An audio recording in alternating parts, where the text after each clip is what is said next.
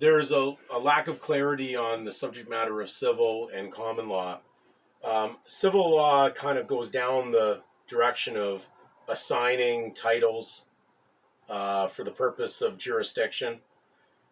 Even though most of the Roman civil system, most people were not really Roman citizens, they were plebeians, commoners. They were assumed or titled somehow during a court hearing to place a civil status on them. We call it a legal fiction, in order for the purpose of bringing them into the jurisdiction of the court, which was based on fiction, because the Romans were professional on the subject of fiction. In fact, the term romance meant really to tell a lie. It was about something that was fictitious. So like going into a library that's not dealing with truth, it's going into the fiction section of the library. So when you're talking about legal registration, you're talking about entering into a fictitious world of money and secular behavior, and of course a secular jurisdiction of a head who controls that.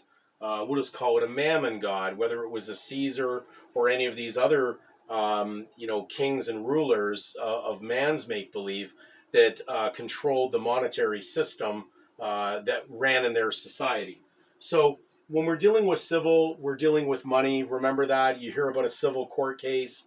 You hear about a court case of someone who was charged on something criminally, and if they win the criminal case against them, they immediately go into a civil action against that individual to gain the money that individual has in civil society. So the civil is definitely about the moolah, the money. Okay? Now when we're dealing with common law basically embraces more of a long-term historical record of what was going on in society. So it'll even predate the idea of a license. That's why there's common law marriages. They're not based on a licensed marriage where they're blending two people with two last assigned names together, blending them into one. No, this is a system that goes back very far, and because under common law you were not required to have a surname. It was only there if you wanted to be known in common reputation, you could adopt one, take it in, but it wasn't really part of the common law. So most people were walking around with only a first name.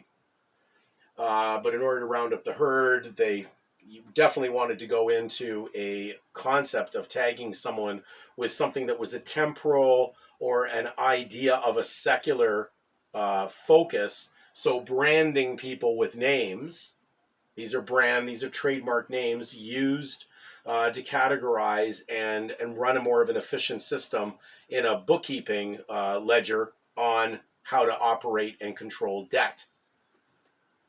So our courts, when you're walking into a court that's collecting money, you can always remember it's going to be this. So you're dealing with civil magistrates, and those civil magistrates are there to collect money. And that's really what it's about. So in the common law, of course, because it wasn't necessary to have a surname, and because the nations that are out there now, some of the biggest, US and Canada, some of their states are common law, some of the provinces are common law. In Canada, Quebec is a civil registration system for sure, based on civil law, but the other provinces, of course, were more founded on the English common law. Therefore, it not being necessary, there is a little bit of a problem going on when we talk about civil registrations, because they're about the state adopting you into their system. And because common law did not embrace the concept of adoption, there would be no adopting a last name or basically being brought into that legal system. And also, it's interesting that common law embraced more of a concept of Christianity, and it also did eventually embrace equity. So there's a lot of things to look at when we're talking about the common law because of its broad scope.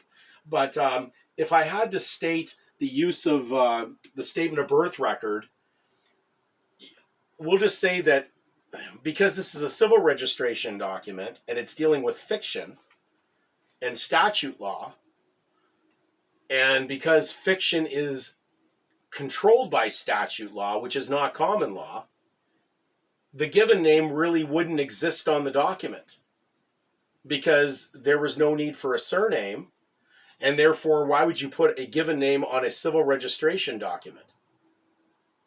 Because the outcome of the civil registration document is to link a given name to a surname. Now, we can also go down some Latin maxims where truth is, fiction of law does not exist. So if I looked on this document, if my given name was placed on there, in reality, the surname doesn't exist. And where fiction of law is, truth doesn't exist. So therefore, if the surname was put on there, then the given name doesn't exist. And strangely, the seal is outside the frame here because it appears no one wants to kind of pony up to what's going on the contents of this document. So of course, when they authenticate anything to do with these documents, they're only authenticating the seal outside the frame because of the mix-up that's going on the contents of the document, because it's called confusion. There is no merger between civil law and common law. And therefore, there is no merger between truth and fiction. There is no mingling between God and Satan. There's no agreement between the two. So civil law would say is what's on the record. Will carry that with the legal title. Because in Roman law, you couldn't execute anything in their law, whether you executed someone physically or you executed some type of formality in a document or a transfer of property. You couldn't do it without basically a surname or a title. So therefore, civil law would be on the record, but common law, in reality, because it embraced a wider scope of a time when no one had a surname, it would be kind of like off the record on this because we're talking about a civil registration document, not a common law. I want you to listen to this video over and over again because I'm trying to get you grounded to understand what it is, because there's a lot of people saying, I don't want to hear anymore, I just want to jump. And that's great, but I don't want you jumping and not comprehending at the same time. Because then when you land somewhere, you may land in a matter that you don't know how to walk. So we're trying to at least help you on learning how to walk. Now, that's why these documents, these little certificates were issued, because if this is not the pinnacle end of confusion, these just read basically in an ambiguous manner. So I'm just going to put down how they usually word the certificates, the birth certificates, because the birth records at the hospital are not birth certificates. Do not confuse the statement of birth record or what the parents fill out at the hospital as a birth certificate. It is not. Okay? It is just a statement being made by the parents. So usually the format is something similar to this, which would be like Smith, and if his first name was John, it would just read Smith, comma, John.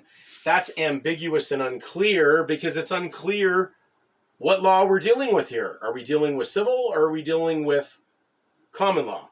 And can common law be trumped by civil? And can civil trump common law? But if you are operating in a civil system, which is generally the monetary system, the big collection plate, the legal side of it, not the lawful side, you're basically caught up in a very bad situation of someone's just going to have to surety the confusion. So this document is deliberately confused so that you just walk up and they don't care. They hope anybody shows up to the court to say, yeah, I'm that, because bottom line is this is basically a confused title on the docket. They just need someone to be there to surety that. So we're going to read, and this is probably a little longer video than normal, and I appreciate your patience. And we're just going to read something out of Black's under addition, because remember, a surname is a name added to one's real name. Okay, that's the definition. And then when you look at one of the Latin, I'm not going to basically get into the enunciation of it, but it's dealing with additions being leading to the idea of you becoming inferior or minor, part of the minority. It defines it under Black's, under addictio, just going a little further down, additio probat, and then you have to look up the word minor that's attached to it. It says, an addition to a name proves or shows minority or inferiority. It says, that is, if it be said that a man has a fee tail, it is less than if he has the fee. So you don't have the fee, you're carrying the fee tail, you're actually paying the debt, okay? And so people are not understanding. That's why we run things in fee simple. You simply are paying a fee to someone who lords over the collection of that money. It's not yours. So you're in a minority position, you're in an inferiority. And therefore you've gone from first place to last place when you took on a title that's not yours, that belongs to a separate jurisdiction. When we look up the word addition, it says that basically at common law, there was no need of addition in any case. It was required only by the statute of Henry V in cases where a process of outlawry lies. In other cases, it is only a description of the person and common reputation is sufficient. So what they're really doing there is they're just saying that basically in sufficiency, they've got a surname, and that's a permanent legal name if that person enters into that jurisdiction. Now, it does not give you the right to it. Okay, don't misunderstand what's going on here. You're claiming a right to it by assumption. It doesn't mean it's yours. So in essence, this document is more of a prohibition because in Canada, there's no right to bear arms. And there's a case on Montague versus Regina, which is really just Montague versus the Queen. And it was all about the idea of arms. And if you think that a surname is not arms in symbolization, then you haven't dug deep enough in your research. These titles were basically linked to arms as weapons. Something used in defense, you go into a court with defense on that to defend a title. So when you realize the history and what's going on, Canada, in its current charter, was never formulated to give anybody the right to bear arms. And therefore, no wonder they're staying outside the frame on the document, because it's claiming that somehow this child at one point is going to take on that title, elect to bear arms. Now, in Christianity, which was also embraced by common law, well, Christ is the Prince of Peace, so how could his people have anything to do with arms? But there's a lot of Christians right now arming themselves. And I don't want to get into that subject matter because it'll get too much in dispute right now, because people feel that they can just cross the lines as they do between truth and fiction, between basically remaining separate from the world and then being part of the secular world, serving God and trying to serve Mammon at the same time, and saying that there's no way to do one or the other. You have to do both. You have to merge the two in the eyes of many Christians today. So we're just dealing with what is going on here. So in civil law, the surname is on the record, but really the given name is off the record because it's private. The surname is really what you're known publicly for tax purposes, and the given name is not taxable because it's actually the property of God. That's why it's referred to as a God-given name. So you're not the property of the state with the given name, only when you're actually putting yourself into suretying an addition of a name that's not yours. And therefore, the law will work against you at that point, because he who affirms must prove. And because you can't prove entitlement to that last name, you really have no proof that you have any entitlement to it. None of these documents, whether it's the birth certificate or the statement of birth record, none of these prove entitlement to that last name. These are just basically opinions and framework. And so you have to trespass in order to get a fee, and this is how this system works. And hopefully when you break down this video, you'll come to a better understanding of the world that you're in right now and how it's operating. But we are going into solutionary things in the next videos, because I know there's a lot of very uptight people out there sending me emails that are concerned about how they're going to walk. And so we're going to have to do a lot about how to walk on this and how to talk this. But it won't work without you speaking truth. Okay, so therefore you have the tools, but you just have to know how to use them.